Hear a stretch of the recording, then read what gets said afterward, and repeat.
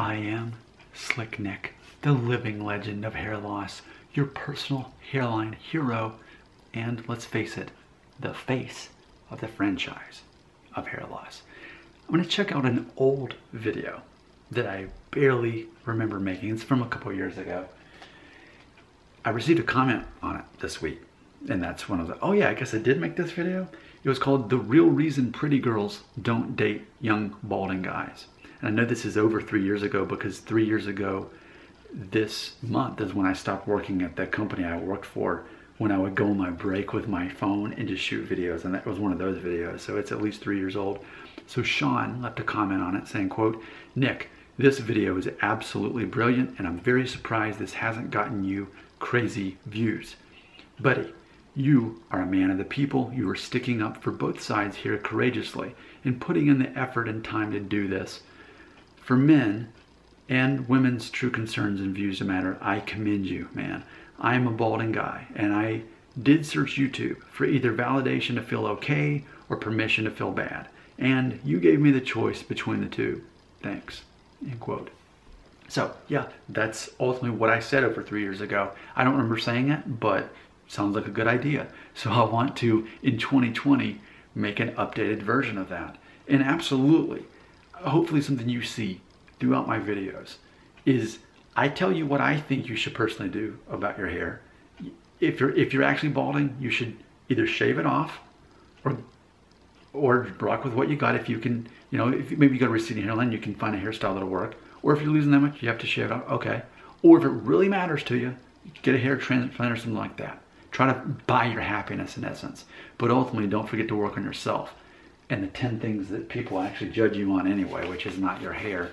And if you want to see the video I've made on this, you just have to click on the link in the description of the video, where you can also learn the quiz that I invented to learn accurately if you're actually going to go bald to begin with or not. Because ultimately, it's largely based on just, well, it's 100% based on your DNA. You were either born with the gene that you go bald eventually or not. And ultimately, age 35 predictably is that age where you can figure that out. Well, but if you're 21, then you've still got 14 years ago. If you're 39 and a half, you already know the answer. So with my quiz, you're able to ask yourself the 5 questions and figure it out from there. And then ultimately find out what you're actually being judged on. Hair loss didn't make the top 10 list. So yes, back to the focus of that video and this one as well, that I personally, I'm quoting his comment here, I am giving you validation to feel okay about being a man who's balding. And I'm also giving you permission to feel bad about it. You know, it's scarcity mindset. It's victim mentality.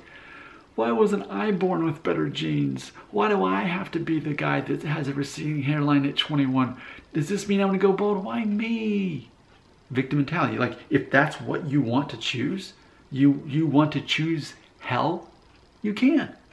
If you want to choose heaven, you can choose heaven. You can say, you know what? Okay, it's in my DNA to be a guy with a receding hairline or balding. Okay, all right, what else though?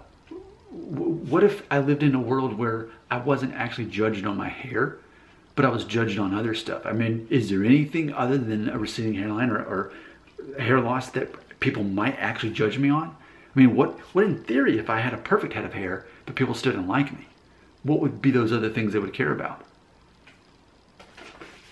This is where you start to get working on yourself. But see, people don't watch the video in the description. They don't actually want the help. They don't. Most people want to throw a pity party. They would rather choose to feel bad about it in a scarcity mindset. Meanwhile, confident men, and therefore attractive men, are able to be more successful in life. And of course, on this list, number 1 is being confident.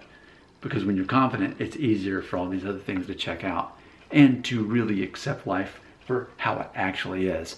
And when you get closer to the top of the Maslow's hierarchy of needs pyramid, you're able to do that. I mean, man, we all know that I'm 6 months away from turning 40, so I have a different perspective on life. There's a reason I act more like Tony Stark, Iron Man, in the Avengers movies than, say, the kid who plays Spider-Man, right? I mean, there's a certain maturity that it's undeniable between that, and that is that relationship.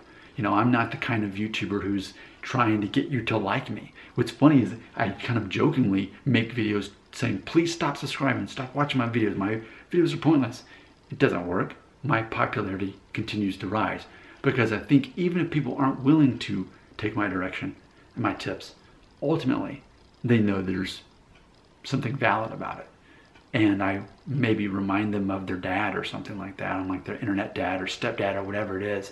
They know that I'm right, but they don't want to actually accept that as truth, because when you're thinking like a boy, it's hard to think like a man. I invite you to think like a man, but if you're 21 and thinking like a boy, that's on you. You have to make that decision, just like the whole premise of this video. It's a choice. You get to decide your version of reality. Comments right here.